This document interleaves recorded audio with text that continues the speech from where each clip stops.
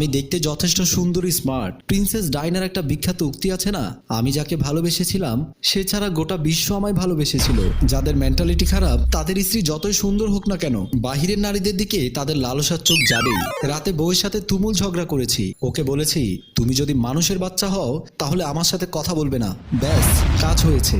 আর কথা বলে না, খালি রাগে ফুলে নাক টেনে কান্না করছে। ওপাশে ফিরে কান্না করেই যাচ্ছে, আর মাঝে মাঝে আর চোখে আমার দিকে তাকাচ্ছে। না নিজে ঘুমাচ্ছে, না আমাকে ঘুমাতে দিচ্ছে। এভাবে করে সারা রাত পার করে দিলাম।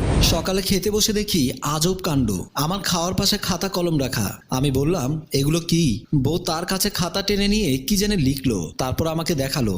আমি পড়লাম, তাতে লেখা আছে, আমি মানুষের বাচ্চা, তাই কোনো কথা নেই। আজব কাহিনী। যাই হোক, সে আমাকে দুধ চা দিল। আমি খাতায় লিখলাম রং চা খাবো। খাতাটা টেনে নিয়ে লিখলো পারবো না। আমি আবার লিখলাম পানি দাও। সে রাগ করে ওখান থেকে উঠে চলে গেল। রাতে ঘুমানোর আগে আমি শুয়ে আছি, বই পড়ছিলাম। সে গুনগুন করে গান গাইছে আর চুল আঁচড়াচ্ছে। কি চমৎকার দৃশ্য।